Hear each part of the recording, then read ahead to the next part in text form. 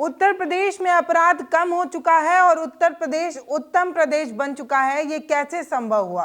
क्या उत्तर प्रदेश में अपराध सच में कम हो गया है या एफआईआर वगैरह लिखी ही नहीं जा रही है? इस आधार पर यह कहा जा रहा है कि अपराध कम हो गया। ये मैं नहीं कह रही। ये सवाल उत्तर प्रदेश की सरकार योगी जी से पूछा जा रहा है कि बताइए, महिलाएं सुरक्षित हैं? ये आप कहते हैं कि महिलाओं के साथ अगर छेड़खानी करने वाला जो युवक है उसको अगले ही चौराहे पर उसकी मुलाकात यमराज से करा दी जाती है। ऐसी तगड़ी व्यवस्था उत्तर प्रदेश में। उत्तर प्रदेश में किसी मनचले की इतनी हिम्मत नहीं है कि वो लड़की के साथ छेड़छाड़ कर ले। और लॉ एंड ऑर्डर तो इतना तगड़ा है कि रामराज का असली स्वरूप देखने को मिलता है। अब एक महिला का वीडियो सोशल मीडिया पर वायरल है जो अपने भाई के साथ फ्लैट में रहती थी। एक वीडियो नजर आ रहा है जिसमें कुछ लोग पहले दरवाजा खटखटाते हैं और दरवाजा खुलने पर उस फ्लैट के अंदर ऐसे घुसते हैं जैसे किसी खूंखार अपराधी को पकड़ने आए हों।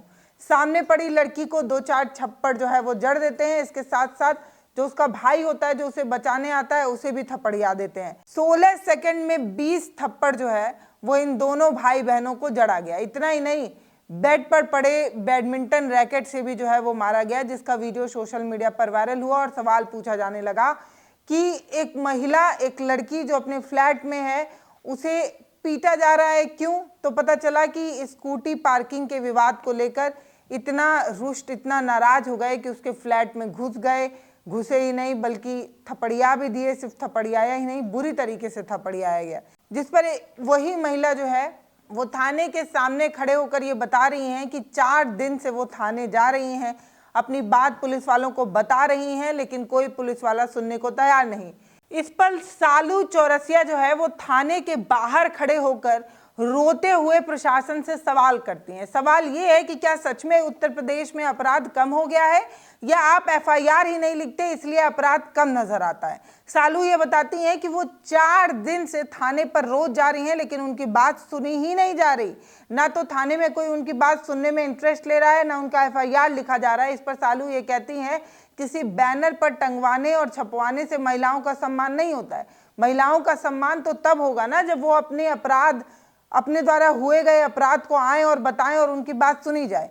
रोते हुए सालू ने क्या कहा है वो सुनिए, उसके बाद मैं ये बताऊंगी कि कैसे जब प्रशासन और पुलिस ये बताने की कोशिश कर रही है कि हमने कार्रवाई कर ली है, हमने उन्हें बुला लिया है, सुसंगत धाराओं में जो है वो एफआईआर दर्ज कर ली गई है, मुकदमा दर्ज हो गया है, आगे की कार्रवाई की जाएगी। मेरा नाम सालू चौरसिया है और मैं IIM तिराहल्ली सिटी में रहती हूँ, कुटीर अपार्टमेंट में। वहाँ का अध्यक्ष जो है मेरे साथ मारपीट करा था, छिड़कानी करा था और मेरा फोन जबरदस्ती छीन करके ले गया था। मैं 4 दिन से मड़ियाव थाने का चक्कर लगा रही हूँ और ये लोग एफआईआर नहीं दर्ज कर रहे हैं। और क्यों नहीं दर्ज कर रहे हैं मेरे को रीजन भी नहीं बता रहे। और मैं 4 दिन से अपने रूम पे भी नहीं जा रही हूँ, बाहर अपने दोस्त के वहाँ अपने भाई के साथ रुकी हुई हूँ।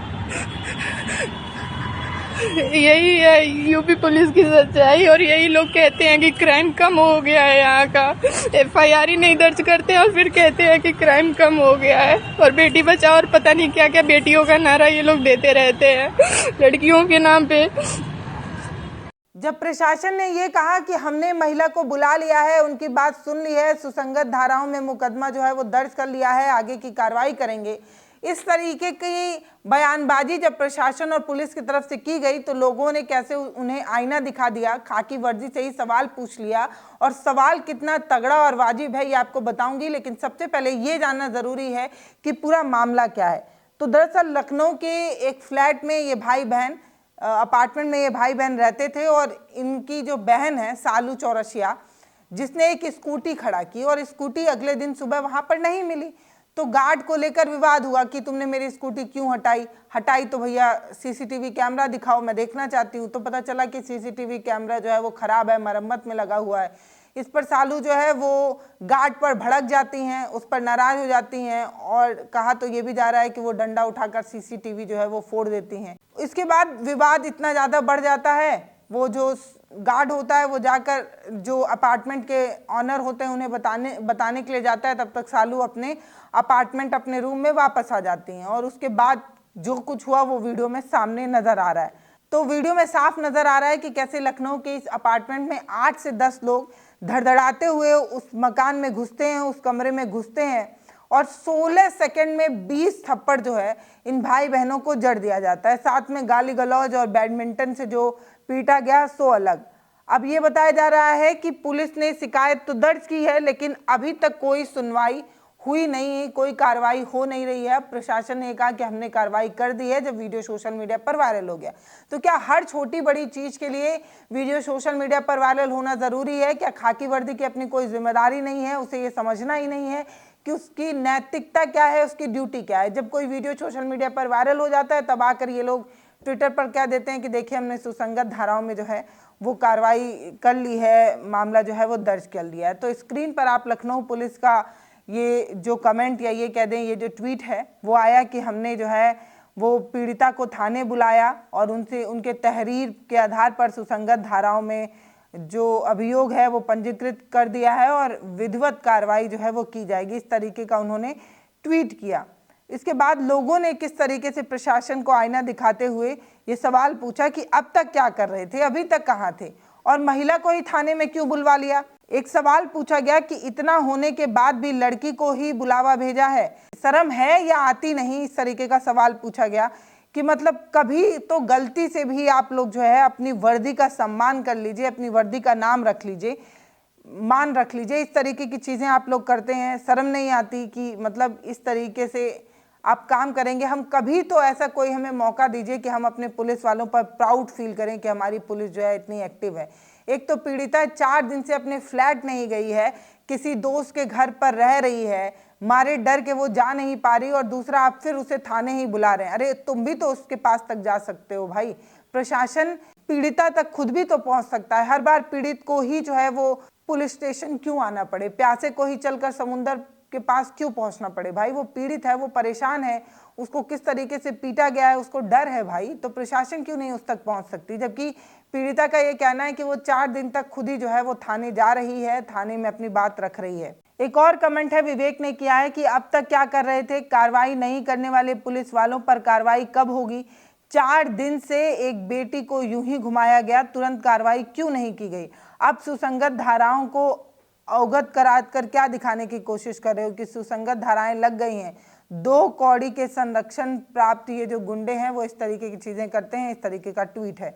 एक और है अभिनव जो है वो भी ट्वीट कर रहे हैं, पूछ रहे हैं वीडियो आने के बाद तुम लोग जो है वो कार्रवाई करते हो, इससे पहले कहाँ थे? इस तरीके का सवाल पूछा गया। गजब है भाई, मतलब आप लोग जब कोई वीडियो आ जाता है सोशल मीडिया पर वायरल होने लगता है, प्रशासन को घेरा जाने लगता है, तब जो है वो प्रशासन की नींद खुलती है। नहीं तो बस ये लोग भी चेयर पर पैर रखकर बैठे रहते हैं, इन्हें कोई मतलब नहीं है। और जब तक सोशल मीडिया पर हो हंगामा ना मच जाए तब तक ये लोग शायद अपनी कुर्सी छोड़ भी ना पाए। फेविक्विक से ऐसे चिपके हुए हैं अपनी कुर्सी पर कि इन्हें कोई काम करने का मन नहीं करता। अब ये सब मैं नहीं कह रही, ये लोग ही कर रहे हैं। अनुराग हैं जो कमेंट करते हुए कह रहे हैं क्या लखनऊ पुलिस को टैग करते हुए क्यों बेवकूफ़ बना रहे हो? पीड़िता खुद कह रही है कि थाने का चक्कर लगा रही हूँ, मेरी एफआईआर दर्ज नहीं की जा रही। आप झूठ बोल रहे हो कि पीड़िता को बुलाया। और फिर आदित्यनाथ को टैग करते हुए कहा कि आपकी राजधानी के थाने में ये हाल हो रहा है, जनपद के थानों में क्या हाल हो रहा होगा? इस तरीके से सवाल पूछा गया। तमाम अलग अलग तरीके की सवाल पूछे जा रहे हैं। गोविंद है वो पूछ रहे हैं महोदय विधिवत कार्रवाई और वैधानिक कार्रवाई जो आप करने की बात कह रहे हैं वो कब होगी? बेटी 4 दिन से जो है वो अपने घर नहीं जा पाई है। ऐसे ही तमाम तरीके के कमेंट जो है वो देखने को मिल रहे हैं।